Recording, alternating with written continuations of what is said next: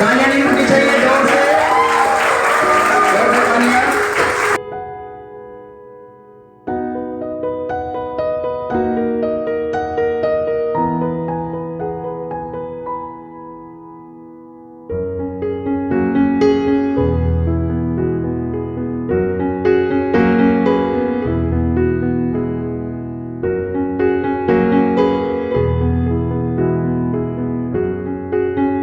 थोड़ा सा अपना एक्सपीरियंस बताएगा, जो मुझे लगता है कि मुझे इससे कुछ पूछना चाहिए। आकिब, आप 24 हार्स में से कितना टाइम पढ़ते थे?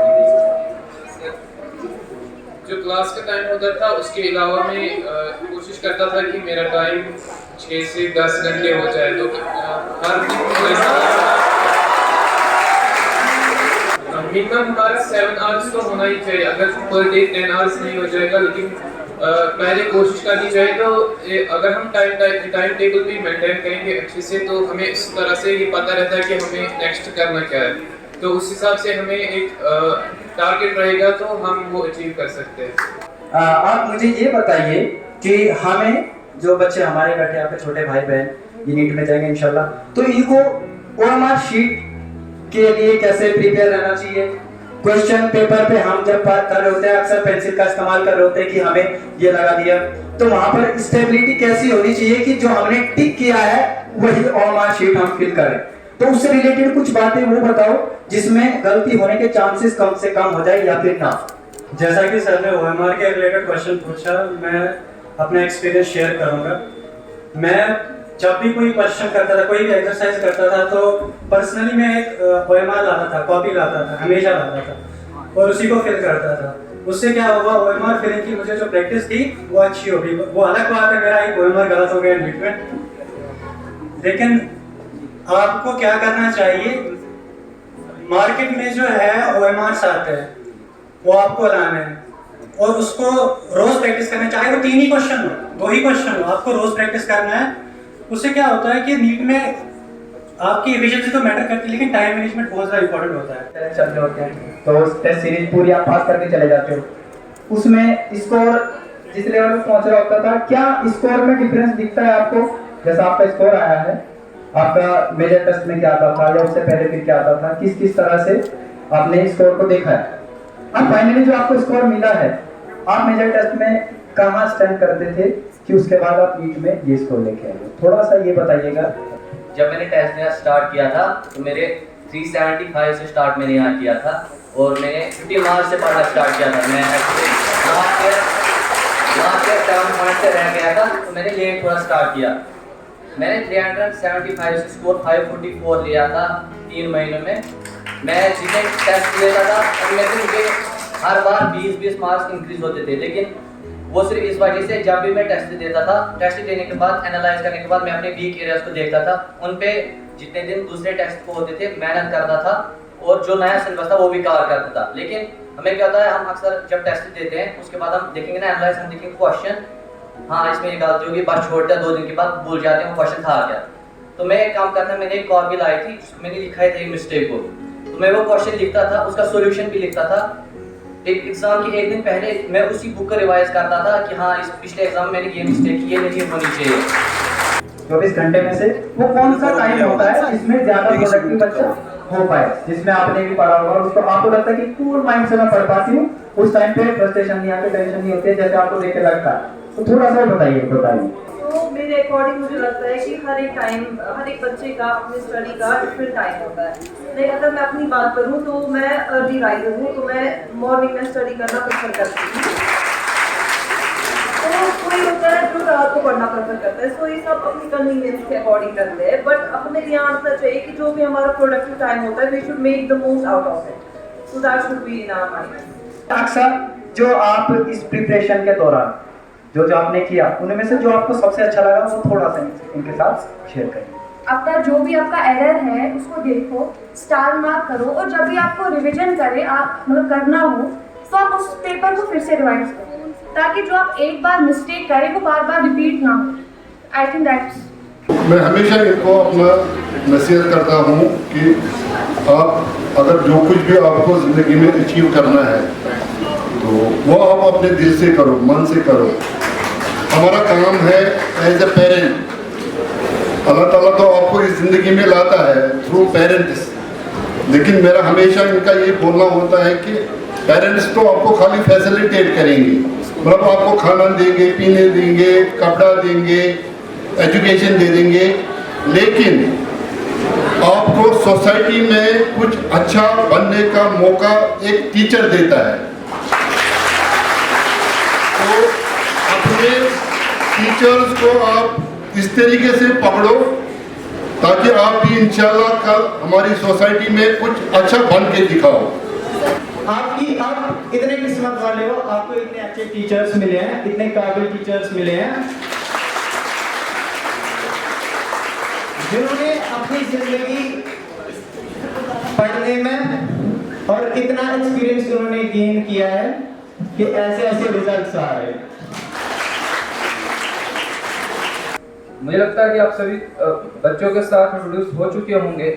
सबसे पहला मैं अक्सा और मुनाजिर के बारे में बताना चाहता हूँ।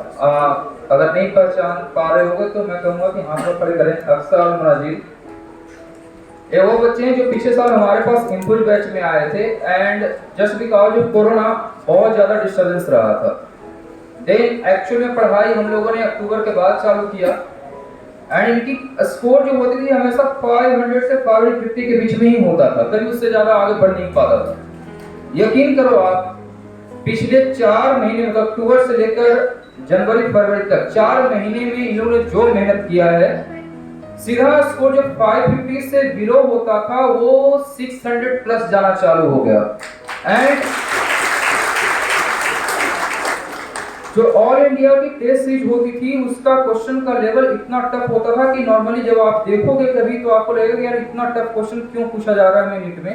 उन सारे पेपर्स में इनका स्कोर 630, 640 ऐसा स्कोर आता था। आपको मैं ये कहना चाहता हूँ कि अगर आपकी स्कोर कम आ रही है तो आप बिल्कुल परेशान मत हो। आपकी डेडिकेशन, आपकी कंसिस्टेंसी और आप कितना ज्यादा डिवोटेड हो अपने स्टडी की तरफ, वो हमेशा सबसे ज्यादा मैटर करता है। Next I am coming to mister Aakil. Aakil वो बच्चा है जो देखने से ही लग रहा हो कि सीधा साधा एकदम है, और वो बच्चा जो सबसे ज्यादा टीचर की बात सुनने के लिए तैयार रहता है। आप लोग में से मैक्सिमम ऐसे बच्चे हैं जिनके पास बहाना होता है कि मुझे घर जाना है या मेरी तबीयत खराब होगी, पता नहीं क्या क्या बहाने लेकर बैठे रहते हो आप, है ना। उसमें आकिल एक ऐसा बच्चा है जिसमें लास्ट दिन तक, जब तक हम लोगों ने कह नहीं दिया कि तुम्हारा सिलेबस नहीं हो गया, इसने क्लास नहीं छोड़ा और इसने बहुत ही अच्छा स्कोर लाया इस बार। सो मैं आप लोग से ये कहना चाहता हूं कि पूरी की पूरी क्लास आप अटेंड करो। हर एक क्लास बहुत ज्यादा मायने रखती है। अगर आप क्लास मिस करते हो तो कहीं ना कहीं आप सिलेक्शन से दूर होते चले जा रहे हो। Okay, next I am coming to Nargis Hasan जो पिछले साल की टॉपर रही है।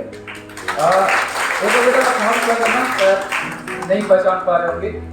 इनका स्कोर 586 था ना सर, 586 एंड इस बार का एलन का स्कोर गया है श्रीनगर से 679। आई होप अगले साल 700 प्लस आप लोग में से किसी का आ जाएगा। Can we expect that? Can we expect that? That's good. Muzamil और शाह अनम, ये दो बच्चे ऐसे थे जो पिछले साल हमारे पास क्रैश कोर्स के लिए आए थे एंड 3-4 महीने के अंदर इन्होंने इतना मेहनत किया कि इस बार नीट में सिलेक्शन इनका हो गया। जो आप लोगों को ये लगे कि सर हमने पता नहीं 11th नहीं पढ़ा है, 12th नहीं पढ़ा है, इन्होंने तो कुछ भी नहीं पढ़ा था, सिर्फ क्रैश कोर्स में जितना पढ़ाया गया उतने से ही इन्होंने सिलेक्शन ले लिया। मैं ये आपको कहना चाह रहा हूँ कि कभी मत सोचो आप कि आप कभी भी लेट हो चुके हो। अगर आपने अभी से भी तैयारी सीरियसली चालू कर दिया, आपका सिलेक्शन होने के चांसेस काफी ज्यादा बढ़ जाएंगे। शरीफ आया है तो हम चाहते हैं कि वो दिन के साथ करते जाएंगे और इन दोनों के मिलन से ही बहुत सारी जिंदगी बचती जाएगी। तालियां रुकनी है, सारे बच्चों तालियां रुकनी चाहिए। First of all, thank you so much everyone sitting here in front of us patiently. Sorry, थोड़ा गर्मी हो रहा होगा, लेकिन अब सभी लोग यहाँ पर, आप लोग हो तो ये फंक्शन है, आप लोगों को ये प्रोग्राम है और आप ही लोगों के लिए प्रोग्राम है। ओके, जिन लोगों ने अचीवमेंट की है, जो आज के हमारे स्टार हैं, उन सभी को तहे दिल से कांग्रेचुलेशंस, और खास करके उनके पेरेंट्स को बहुत बहुत बधाइयाँ हमारी तरफ से। घर में खुशी आई है और घर में जो MBBS का सीट है वो पक्का हो गया है। आलन है, आलन है। एज ए एलन हम अभी इस साल के जो अचीवमेंट्स हैं, इस साल के जो नीट रिजल्ट्स हैं, इस साल जो हमारे सिलेक्शंस है, उस चीज़ को हम सेलिब्रेट कर रहे थे।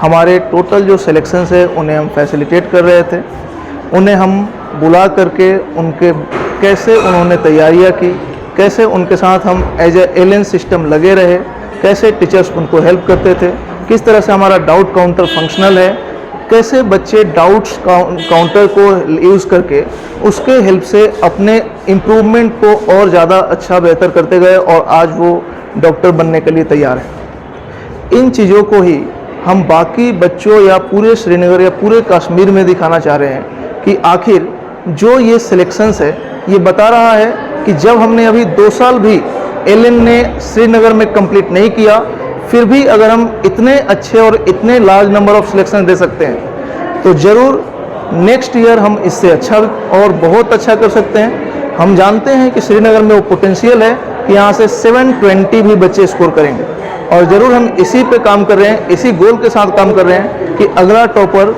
श्रीनगर से ही हो। Thank you.